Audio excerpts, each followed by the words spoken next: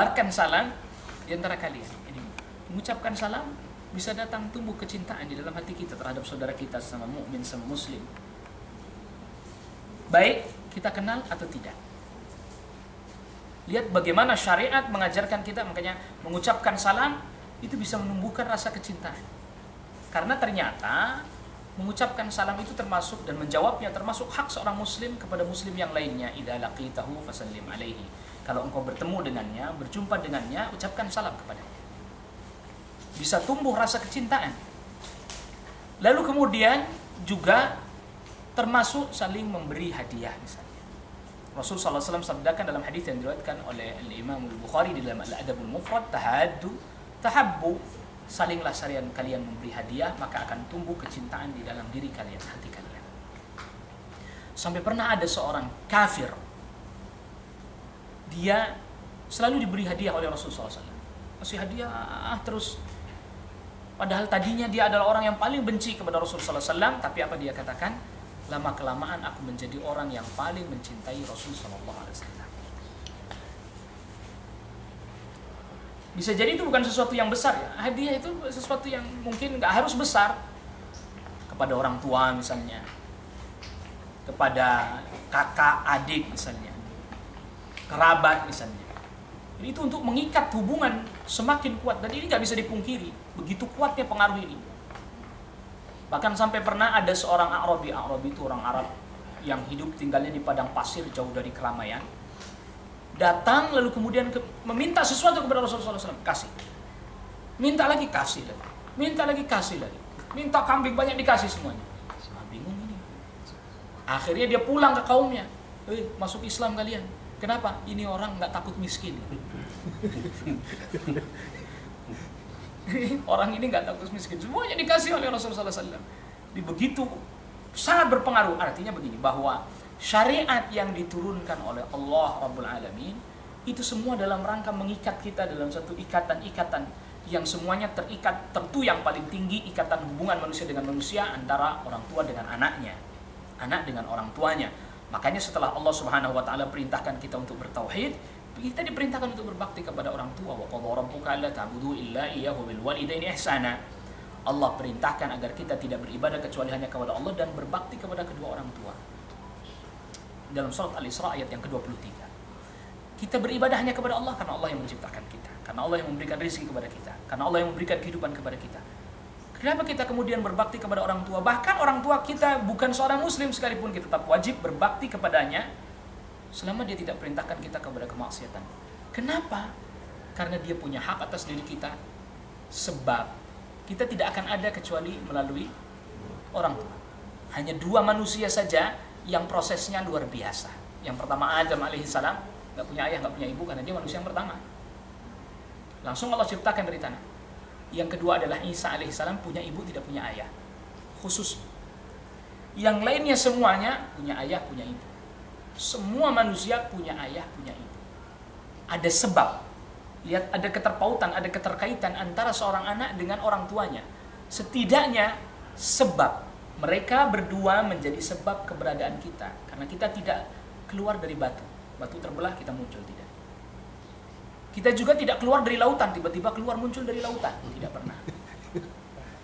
Kita juga tidak seperti kepompong, tahu-tahu keluar. Enggak. Atau kita juga tidak seperti buah-buahan, dari pohon tiba-tiba kita terjatuh. Ada pohon berbuah bayi, kan enggak ada. Pohon jatuh bayi, tidak ada. Kita lahir dari rahim seorang wanita, ibu. Bahkan Allah Subhanahu wa taala khususkan ibu. Wasainal insana biwalidayhi. Kami wasiatkan kepada manusia agar dia berbakti kepada kedua orang tuanya. Disebut kedua orang tuanya dulu. Lalu habis itu hamalathu ummu, ibunya yang mengandungnya. Disebutkan secara khusus. Maka Rasulullah SAW ketika ditanya kepada siapa aku harus berbakti, ibumu, ibumu, ibumu, karena ibu dikhususkan. Kenapa demikian? Ya karena memang yang mengandungnya, wahnan ala wahnin, dalam keadaan lemah dan seterusnya. Itu pasti ada perasaan sedikit saja di dalam hati anak itu mesti ada. Oleh karena itu Allah Subhanahu wa taala ikat kita satu sama lain dengan itu tadi, hubungan-hubungan. Kita dengan Allah Rabbul Alamin hubungan sebagai seorang hamba kepada penciptanya. Hubungan kita dengan Rasul SAW adalah hubungan antara umat kepada nabinya yang memberikan kepadanya informasi tentang kebaikan, kebenaran, bagaimana cara beribadah, keyakinan, akidah, dan seterusnya.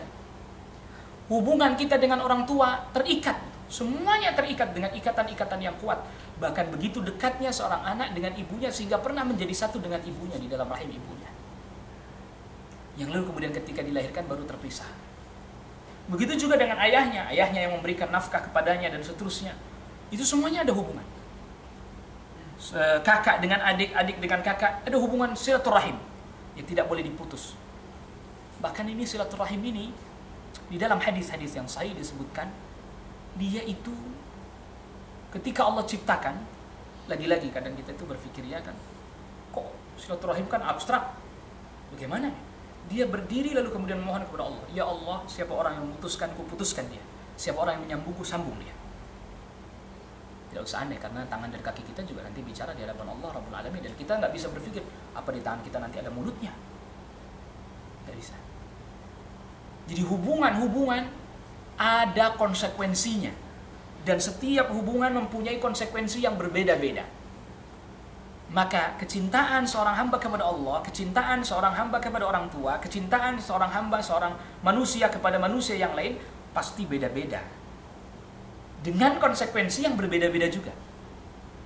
Seorang anak kepada orang tuanya, kecintaannya dibuktikan dalam wujud baktinya kepada orang tuanya. Sebagai bukti bahwa dia bersyukur kepada manusia, sekaligus bersyukur kepada Allah. Maka Rasulullah SAW sabdakan, Man la yashkurun nas la yashkurullah. Siapa orang yang tidak pandai berterima kasih kepada manusia, maka dia juga tidak pandai bersyukur kepada Allah Rabbul Alamin. Karena apa? Itu tadi dia punya orang tua, dia sebab keberadaannya adalah melalui orang tua. Dia tidak tiba-tiba ada begitu saja tanpa melalui keduanya. Begitu juga nanti misalnya seorang laki-laki dengan wanita. Wujud kecintaannya dibuktikan di dalam pernikahan. Maka rasa cinta yang di luar pernikahan bukan cinta yang sebenarnya. Maka Rasulullah SAW sabdakan begini, lam yura lil mutahabbaini mithlan nikah. Gak pernah terlihat dua orang yang betul-betul saling mencintai kecuali sudah dalam pernikahan.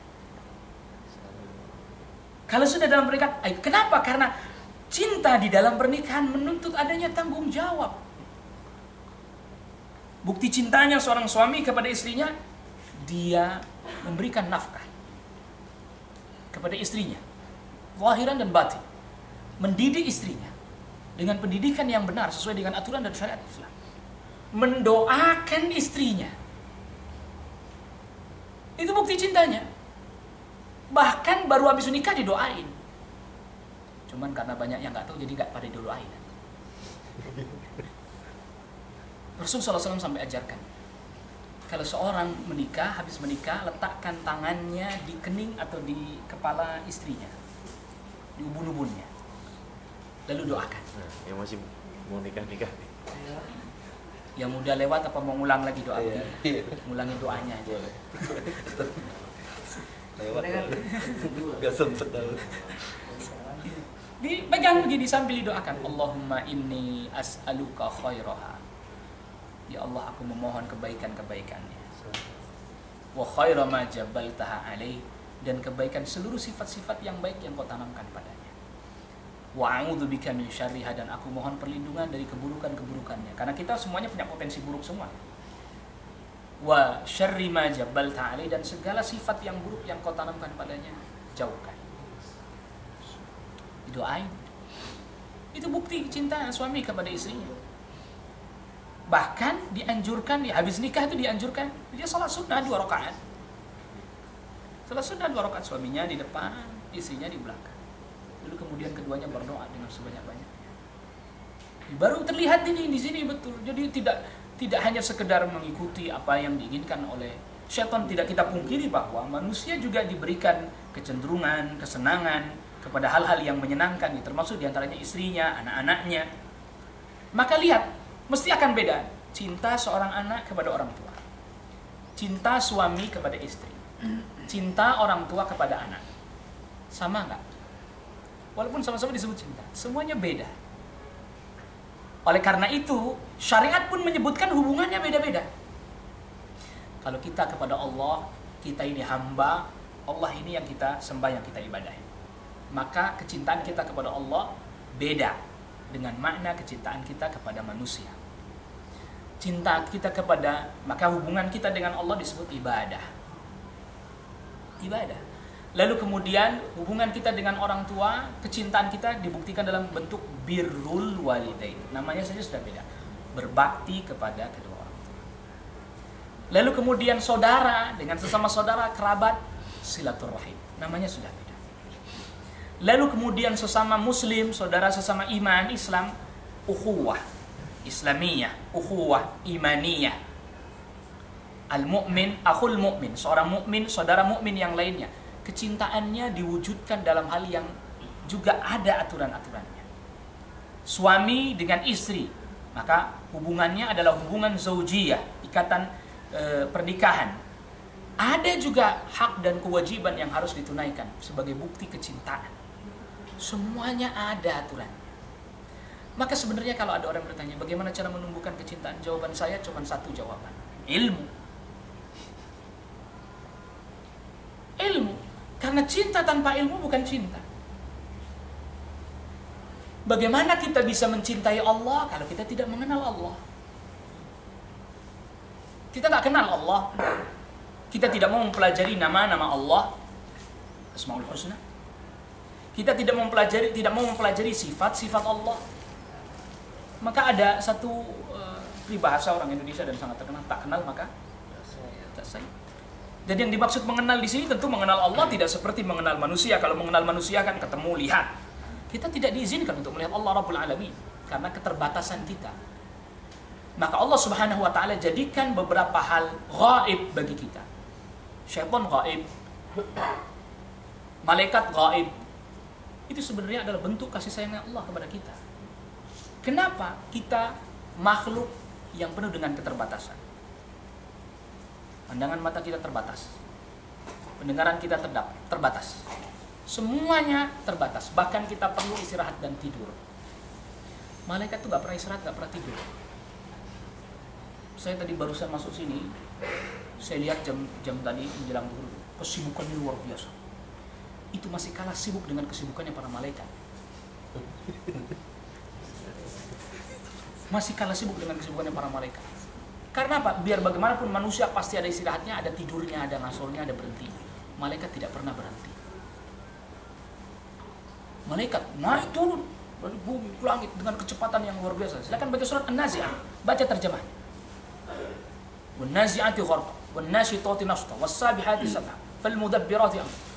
Malaikat yang mencabut nyawa dengan keras. Lalu kemudian ada malaikat yang cepat sekali, kecepatannya luar biasa. Dari langit turun ke bumi, dari bumi naik lagi ke langit. Dalam waktu yang sangat singkat dan cepat. Kalau semua itu dibuka, kita dengar, kita lihat, kita nggak bisa tidur. Nggak usah begitu. Ada orang rumahnya dekat bandara itu udah nggak bisa tidur. Pinggir jalan nggak bisa tidur. Apalagi di pinggiran rel kereta, makin nggak bisa tidur. Pagi-pagi minum kopi, duduk gemetar, karena kereta lewat, gitu kan. Sudah nggak bisa. Maka rahmat Allah dijadikan itu semuanya gaib. Itu bukan karena apa? Karena Allah sayang sama kita dengan segala macam keterbatasan kita. Adapun nanti di akhirat keterbatasan itu hilang semuanya, berganti. Manusia yang ada saat ini dengan manusia yang nanti di akhirat beda. Jadi bentuk sayangnya Allah. Maka kemudian kita diperintahkan untuk beribadah. Itu juga bentuk sayangnya Allah kepada kita. Karena begini, fitrah kita, fitrahnya manusia itu, fitrahnya seorang hamba itu selalu menjalin komunikasi yang baik dengan penciptanya. Saya ingin coba bikin sebuah analogi sederhana, bukan berarti menyerupakan Allah dengan makhluk, bukan. Atasan dengan bawahan, komunikasinya tidak baik, apa yang terjadi? Ayah, orang tua dengan anak, komunikasi tidak terjalin dengan baik, apa yang terjadi? Jangan stop. Iya kan? Lalu kemudian suami dengan istri, komunikasinya tidak terjalin dengan baik, apa yang terjadi? Gitu kan? ayah atau orang tua sama anaknya komunikasi yang baik juga tidak terjadi. Misalnya bapaknya kalau pulang anaknya sudah tidur, bapaknya sudah berangkat anaknya belum bangun tidur. Itu bisa jadi satu ketika bapaknya datang, dia bilang sama ibunya, "Bu, kok om ini ada di rumah ini ya?" Udah bukan ayahnya yang dia bilang, "Kok om ini ada di rumah ini ya?" katanya. Allahu Akbar. Ini artinya apa? Bagaimana satu ikatan hubungan itu mesti ada komunikasi yang harus dijalin dengan baik. Nah, kita dengan Allah Rabbul Alamin, karena Allah sayang kepada kita, Allah cinta kepada kita, diberikan kita waktu-waktu kita harus berkomunikasi dengan Allah Rabbul Alamin.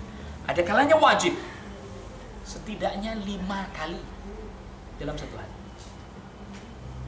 Yang anehnya kadang kalau kita berkomunikasi, kita terlampau cepat komunikasinya dengan Allah. Bagaimana kalau Anda ditelepon terus ada teman Anda ngomongnya cepat. "Kamu ini di mana, sedang apa, makan apa hari ini, bagaimana keadaanmu?" Wih, pelan-pelan dong ngomongnya, saya tak paham. Tapi kita sering sekali bicara begitu cepatnya dengan Allah Rabbul Alamin. Jangan ngomong cepat dengan atasan dulu, gimana ngomong apa kamu ini? Nggak jelas. Pelan-pelan, satu-satu, nah, biar jelas. Itu ngomong semua cepat luar biasa. Alhamdulillah Rabbil Alamin Ar-Rahman Ar-Rahim. Allahu Akbar. Sami Allah, Allahu Akbar, Allahu Akbar. Cepat. Ini gimana nih? Coba lihat bagaimana seseorang yang misalnya lama, kita misalnya punya keluarga, punya kerabat lama nggak ketemu, lama tidak berjumpa. Kerabat itu dekat sekali dengan kita hubungannya, lalu kemudian kita berjumpa dengannya, oh mesti itu kita pinginnya ngobrol asik berlama-lama, betul atau tidak? Ngobrol asik berlama-lama, bercengkrama, kadang luang membicarakan hal-hal yang nggak terlalu penting juga, tapi karena yang dihadapi adalah orang yang lama tidak bertemu, lalu kemudian kita ada hubungan khusus dengannya, baik hubungan kekerabatan atau teman akrab atau teman sekolah lama tak berjumpa. Oh, teman SD saya ini, itu ngobrol bisa berlama-lama. Bahkan saking tidak puasnya bertemu muka langsung, terkadang pun dilanjutkan obrolan dan perbincangan di dunia maya, entah BBM atau semisalnya. Tapi anehnya ada orang berbincang dengan Allah Rabbul Alamin gak betah lama-lama. Gak betah lama. Kenapa gak betah lama? Lama amat nih Imam. Gak ruku apa sih yang dibaca? Giliran ruku, bacanya lama amat sih. Gak selesai-selesai.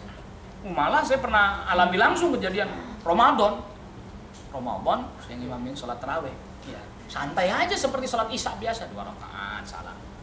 Yang di belakang ada yang teriak, "Ngebut pir," katanya. Jadi ngimamin sholat tarawih dianggap kayak seperti itu, supir Metro Mini suruh ngebut. Jadi komunikasi ini nggak jalan, ada kebuntuan. Coba padahal bagaimana seseorang tadi lama nggak berjumpa, lalu kan ketemu, berbicara, bercengkrama, seneng kan, luar biasa. Kita ketemu anggota keluarga, ketemu teman lama, sampai ngobrol lama, senang, luar biasa, betah. Bahkan ketika rasanya nggak pengen berpisah, rasanya nggak pengen selesai perjumpaan dan pertemuan itu. Coba, itu kan berarti menunjukkan ada sesuatu yang sebenarnya akan membuat kita senang, akan membuat kita bahagia, bisa membuat kita menjadi merasakan kenyamanan hatinya. Dan bukan hanya itu saja, bahkan juga mendatangkan kebaikan pada fisiknya, pada tubuhnya. Karena orang yang hatinya dalam keadaan yang baik, maka fisiknya pun akan berpengaruh mengikuti hal tersebut. Yang ternyata Rasulullah SAW dapati ketenangannya di dalam sholat.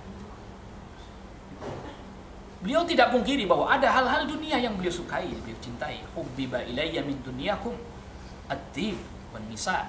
Saya diberikan kecintaan terhadap urusan dunia, diantaranya pada wangian, ya parfum maksudnya. Jadi kalau orang yang benar itu, laki-laki itu parfumnya menyengat, yang benar. Wanita itu parfumnya itu tidak keluar baunya, itu yang benar. Soft. Bahkan saking softnya nggak tercium baunya, kecuali hanya meredam bau keringatnya saja. Itu untuk wanita. Kalau laki-laki menyengat. Kenapa? Hah? Kenapa? Ya keringatnya saja lebih menyengat.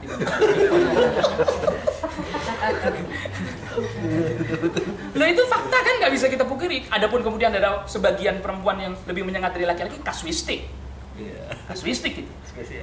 Spesial itu kasus spesial gitu. Tapi itu tadi menyengat, makanya Rasulullah SAW itu kalau pakai wangi-wangian tuh lewat. Wah, Rasulullah SAW tadi lewat sini. Bisa diketahui karena itu bau harumnya. Nggak apa-apa, jadi laki-laki itu malah parfumnya memang menyengat. Wanita, sekarang kondisinya kan terbalik tuh permasalahan. Menggoda. Hah? Nah justru itu malah nggak boleh buat menggoda. Gitu. Karena nanti yang bangkit bukan cinta, lain lagi urusannya. Gitu. Nah itu dia permasalahan. Dan tidak ada tanggung jawab, makanya dilaranglah kita untuk mencari yang di luar pernikahan. Karena nggak ada tanggung jawab, namanya di luar pernikahan tak ada tanggung jawab. Segala sesuatunya menuntut tanggung jawab, baru itu cinta yang sebenarnya ada tanggung jawab. Makanya para pemuda diingatkan oleh Rasulullah SAW, man istata'a minkumul ba'ah falyatazawwaj. Para pemuda yang sudah mampu memberi nafkah segera menikah. Segera ngomong. Asep. Dan ini termasuk hal yang disegerakan. Di antara hal yang disegerakan adalah menikah. Kalau nggak puasa loh. Puasa kuat. Ini puasa nggak kuat ya kan? Nikah enggak, gimana ini? Puasa sunnah nggak kuat, nikah nggak mau. Ya, segerakan, disegerakan. Belum merasakan cinta kalau belum menikah. Lalu tadi Rasulullah SAW kedua, yaitu tadi istri, punya istri termasuk kesenangan yang memang juga diberikan oleh Allah Rabbul Alamin. Punya istri, punya anak, orang itu senang. Punya anak, punya istri senang. Makanya bagaimana seorang ayah misalnya ketika rindu sama keluarganya di jalan kena macet, itu yang dibayangin itu pengen pulang ke rumah. Sampai di rumah padahal badannya capek dan seterusnya, lihat anaknya datang menyambutnya, hilang rasa capeknya. Fakta kenyataannya. Wah, lihat istri rumah rapi, istri datang, wah juga rapi, bukan rumah berantakan. Anak belum mandi. Iya kan? Istrinya pakai daster sobek lagi. Belum mandi pula lagi kan. Waduh, pulang juga jadi lemes. Tahu begini mendingan nggak pulang, malah begitu. Siap. Ini termasuk istri, maka banyak kisah juga, banyak kisah bagaimana para generasi terdahulu, para tabi'in. Ada satu kisah seorang tabi'in itu kalau pulang ke rumahnya itu dia mungkin karena dulu kan belum ada komunikasi seperti sekarang. Dia di luar rumah tuh takbir dulu, Allahu Akbar sebagai tanda kalau dia sudah di depan rumah. Itu nanya landasan gitu. Nah, yang di dalam tunggu, yang di dalam beres-beres dulu. Beres. Sebelum ada. Nah, nanti dari dalam sudah ada balasan takbir lagi, baru dia masuk. Rumahnya sudah rapi, anak-anak sudah mandi semuanya, dia juga sudah rapi. Nah, itu. Seperti itu. Ya makanya kalau sekarang mah bisa telepon kan, nggak perlu takbir lagi, orang bingung ngapain itu orang. Takbir depan rumah. Kalau sekarang ada telepon, tinggal telepon, mau pulang gitu. Iya. Jadi memang seperti itu kondisinya. Nah yang ketiga Rasulullah SAW sabdakan, dan dijadikan ketenangan pandanganku di dalam sholat. Jadi giliran waktu sholat datang itu senang. Wah. Karena apa? Ini waktu istirahat nih. Jadi ternyata sholat itu istirahatnya batin, hati, dan juga istirahatnya fisik badan. Tentu waktu yang kita miliki kendatipun ini nggak cukup, saya hanya sebutkan itu. Buktinya apa? Siapa orang yang sholatnya betul-betul dia usahakan, dia upayakan sebaik-baiknya, dan ini bisa diupayakan. Khusyuk itu bisa diupayakan. Bukan sesuatu yang mustahil dan bukan sesuatu yang abstrak. Makanya kita misalnya sebelum sholat itu hendaknya berwudu. Itu kan termasuk. Wudunya juga yang benar. Di antara perbuatan wudu yang paling banyak tidak dilakukan oleh orang adalah menghisap air ke hidung. Itu perbuatan yang hampir semua orang banyak meninggalkannya. Diambil airnya, dihisap, lalu kemudian dikeluarkan. Sakit pertama kalinya, tapi kalau sudah ke sana tidak pernah lagi sakit, bahkan jarang pilek. Orang yang wudunya seperti itu jarang pilek. Karena apa? Dia bagian sininya terus dibersihkan terus. Siapa orang yang pagi hari sering keluar rumah terkena sengatan matahari bersin berkali-kali, wudunya mulai hari ini latih seperti itu. Kan ada orang keluar rumah kena sinar matahari langsung bersin, jebres. Bukan begitu, pagi-pagi habis mandi bersin terus-menerus kan. Itu. Latih seperti itu. Dihirup. Set. Terus keluar. Dan orang yang wudunya seperti itu, saya yakin dia nggak akan ngantuk sholat subuhnya. Gimana mau ngantuk, sakit kan?